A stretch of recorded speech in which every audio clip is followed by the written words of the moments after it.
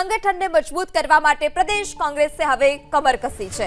રાહુલ ગાંધીની મુલાકાત બાદ જિલ્લા પ્રમુખ અને શહેર પ્રમુખોને ફિલ્ડ વિઝિટ પર મોકલવામાં આવ્યા। જૂનાગઢમાં કોંગ્રેસ જિલ્લા અને શહેર પ્રમુખોની તાલીમ શિબિરમાં આજે ફિલ્ડ વિઝિટ જિલ્લા અને શહેર પ્રમુખોની 3 ટીમ બનાવી અલગ અલગ 3 સ્થળે મોકલવામાં આવ્યા। એક ટીમને વિસાવદરમાં ઇકો સેન્સિટિવ ઝોન મુદ્દે ખેડૂતોને સમજાવવા મોકલવામાં આવ્યા છે, જ્યારે બીજી ટીમને જેતપુરમાં પ્રદૂષણ અને તેના થકી થતી જે સમસ્યા છે, તકલીફ છે તે જાણવા માટે મોકલવામાં આવ્યા। તો ત્રીજી ટીમ કે જેને ઘેડ પંથકમાં મોકલવામાં આવી છે, જળભરાવની સમસ્યા ખેડૂતોને પડતી તકલીફ જાણવા માટે મોકલવામાં આવ્યા। તો સંગઠનને મજબૂત બનાવવા માટે કોંગ્રેસ કે જેણે કમર કસી છે, પ્રશિક્ષણ શિબિર અને અલગ અલગ જે ટીમ છે તે 3 ટીમ બનાવવામાં આવી।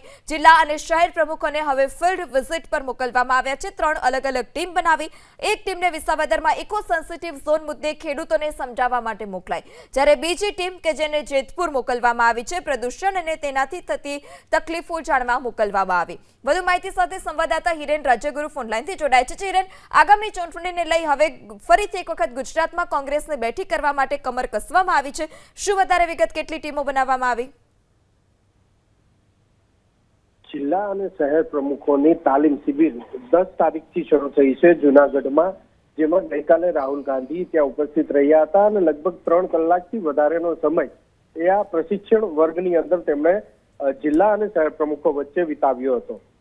એ મુલાકાતના બીજા દિવસે એટલે કે આજે 3 ટીમ બનાવવામાં આવી છે અને 3 ટીમને અલગ અલગ ટાસ્ક સોંપવામાં આવ્યો છે। એક ટીમને ઘેડ પંથકમાં કે જ્યાં દર વર્ષે પાણી ભરાય છે, જળભરાવની સમસ્યા થાય છે અને તેના કારણે ખેડૂતોને કેવા પ્રકારની મુશ્કેલી થાય છે, ઉપરાંત આ જળભરાવની સમસ્યાનું નિરાકરણ કેવી રીતે આવી શકે એ પણ ખેડૂતો પાસેથી સમજવા માટેનો ટાસ્ક સોંપવામાં આવ્યો છે। અન્ય એક ટીમ છે જેને વિસાવદરમાં જે ઇકો સેન્સિટિવ ઝોન અત્યારે લાગુ કરવાની વાત કેન્દ્ર સરકાર દ્વારા કરવામાં આવી છે, તેને લઈ અને ખેડૂતો વિરોધ કરી રહ્યા છે। ત્યાંના ખેડૂતો, ત્યાંના વસવાટ કરતા લોકોને ઇકો સેન્સિટિવ ઝોનથી શું સમસ્યા થાય છે અને ઇકો સેન્સિટિવ ઝોનનું નિરાકરણ શું હોઈ શકે, ખેડૂતોની સમસ્યાનું નિરાકરણ શું હોઈ શકે, એ ત્યાંના સ્થાનિક લોકો પાસેથી સમજવા માટેનો ટાસ્ક સોંપવામાં આવ્યો છે।